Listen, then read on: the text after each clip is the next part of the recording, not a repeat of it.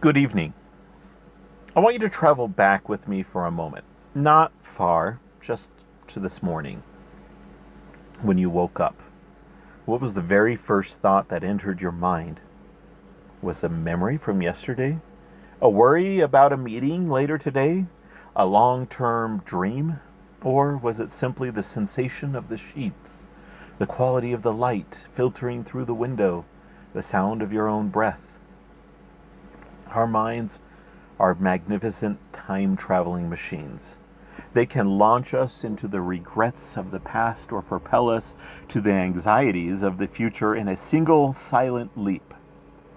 But there is one place, one singular sacred dimension of time where life is actually lived.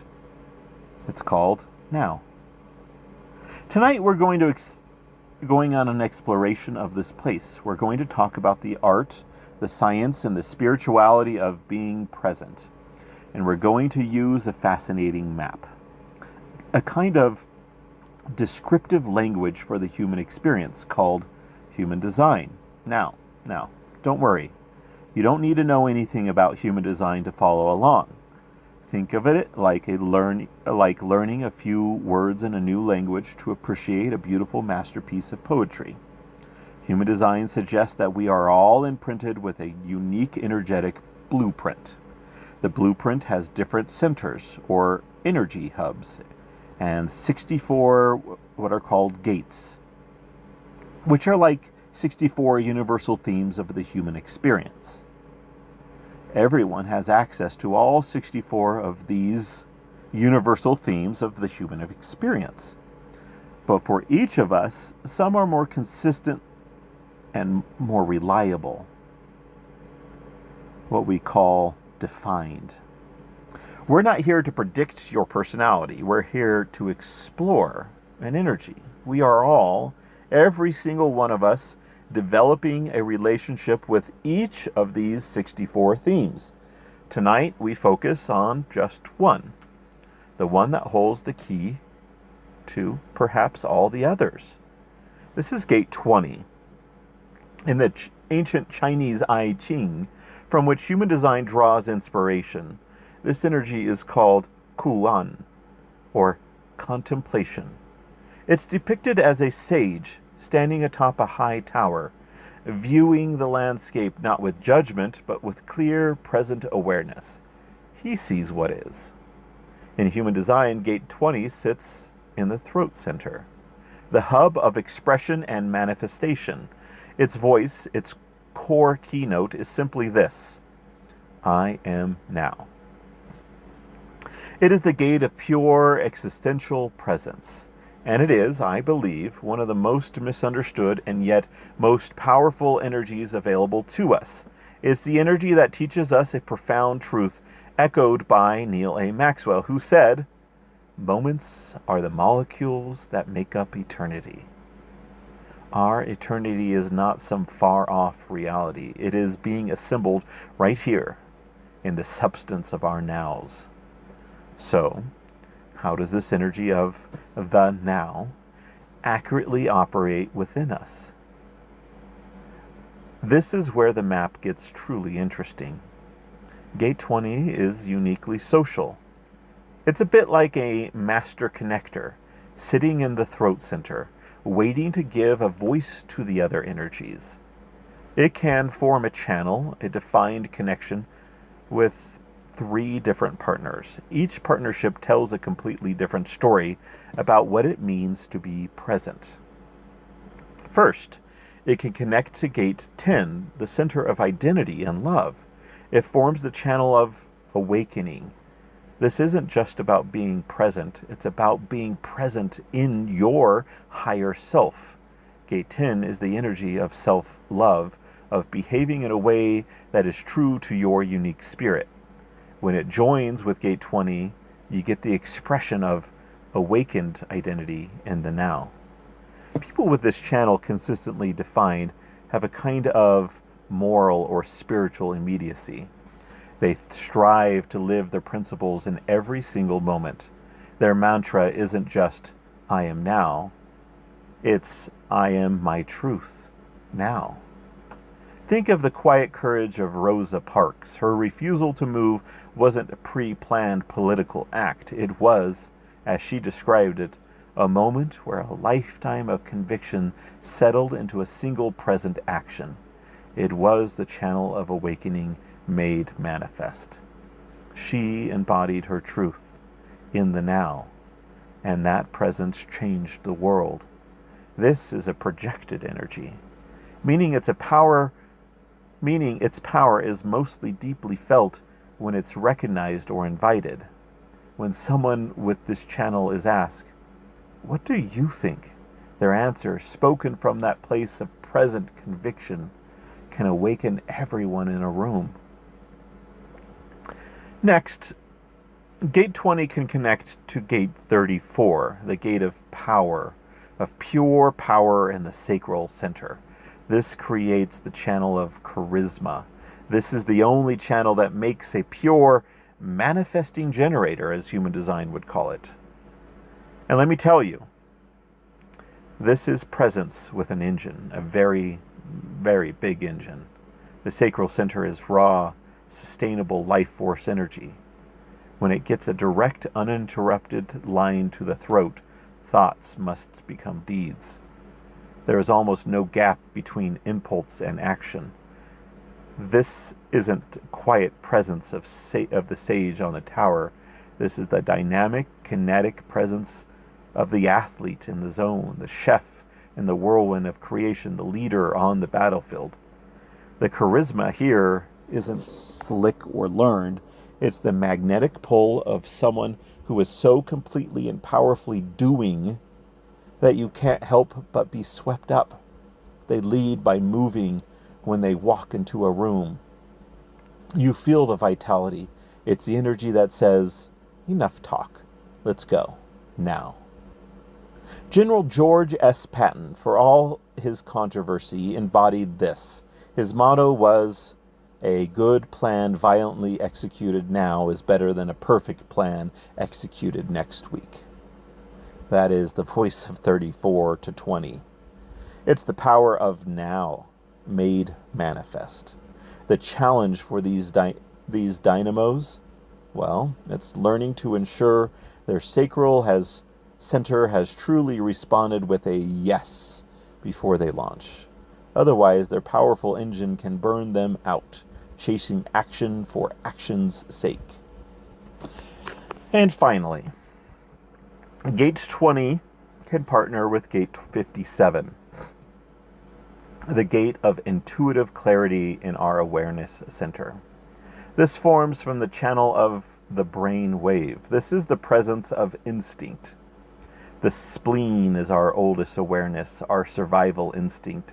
It whispers, it gives hunches, gut feelings, a sudden sense of yes or no that we sometimes can't logically explain. When that little splenic awareness whisper gets a direct line to the throat, it isn't a whisper anymore, it's a proclamation. People with this channel defined can have an almost psychic sense of timing. They might blurt out a perfect thing to say or move out of harm's way a split second before danger appears. It's the mother who yells, "Stop," for no reason, just as a car careens around the corner. It's the brain wave, a flash of knowing that comes from the body, not the mind, and it's expressed instantly. This is the design of penetrating awareness. It's a deeply individual mutative force. Its insights, spoken in the now, can feel jarring or out of place, but are often proven right in hindsight. Awakening, charisma, the brain wave. 3 flavors of the now. One expresses the truth of the self in the moment. One expresses the power of the self in the moment. And one expresses the intuition of the self in the moment. But here's the secret. You don't need to have any of these channels defined to cultivate this energy. We all have a relationship with presence. The question is about the quality of that presence. Think of it like 3 sliders on a mixing board for your life. The first is intensity. How strongly do you feel the now? Is it a gentle focus or a roaring fire? The second is frequency. How often are you present? Is it a rare, fleeting moment, or is it a continuous state of being? But the most important slider is the third one, quality. What is the quality of your presence? Because gate 20, like all energy, has a spectrum. At its low quality expression, its shadow, it's not true presence at all. It's superficiality. This is the state of being busy, but not productive. Distracted, not engaged. It's the nervous chatter that fills silence. The endless scrolling through feeds. The constant flitting from one stimulus to the next. It's using the now to escape a deeper reality. It's a hollow now, devoid of meaning. It's a life lived on the surface, skittering from one wave top to the next, afraid of the depths below. We've all been there. It's the feeling of being restless or bored or vaguely anxious, even when surrounded by activity. But as we raise the quality, as we choose to engage with courage and authenticity, we move into the gift. The gift of gate 20 we'll call self-assurance. This isn't arrogance, it's a profound, quiet confidence that arises from trusting yourself in the moment. It's the feeling that you can handle whatever life presents because you are fully here for it. The self-assured person doesn't need to dominate the conversation or prove their worth. They can listen deeply. They can act decisively. They speak their truth with a calm clarity. They are so grounded in the now that the anxieties of the past and the future lose their grip. They have what the poet Mary Oliver prayed for in her poem, The Summer Day. Quote, I don't know exactly what a prayer is. I do know how to pay attention, how to fall down into the grass, how to kneel down in the grass, how to be idle, blessed, how to stroll through the fields, which is what I have been doing all day. Tell me, what else should I have done? Doesn't everything die at last and too soon? Tell me, what is your plan to do with your one wild and precious life? The act of paying attention is the gateway to self-assurance. It is the understanding that this moment, this breath, this one wild and precious life is enough. And what happens when we master this?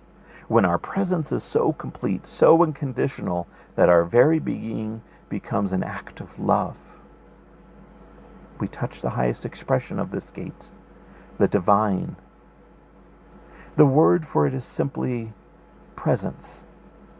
This is the state that saints and sages have described through time. It's the realization that C.S. Lewis pointed to when he wrote that the present is the only point where time touches eternity. It's when our little now becomes a window into the eternal now. It's the state the self relaxes. The inner chatter stops, and there is just a profound sense of connection, of peace, of being held in love that is always and only available now. This is the presence of Christ. When people were in his presence, they were seen, they were healed. He didn't offer a 5-year plan for happiness. He offered them wholeness in that moment. He saw the woman at the well, the leper, the child, not as their past sins or their future potentials, but as they were, right there. And he met them in the sacred now. His most powerful title, I am, is the ultimate statement of eternal presence. This highest expression isn't a distant, unattainable goal. It is available in glimpses to every single one of us. It's in the moment a parent looks at their sleeping child and is filled with a love so immense it feels timeless. It's the moment of true forgiveness when the weight of past dissolves and you are free now.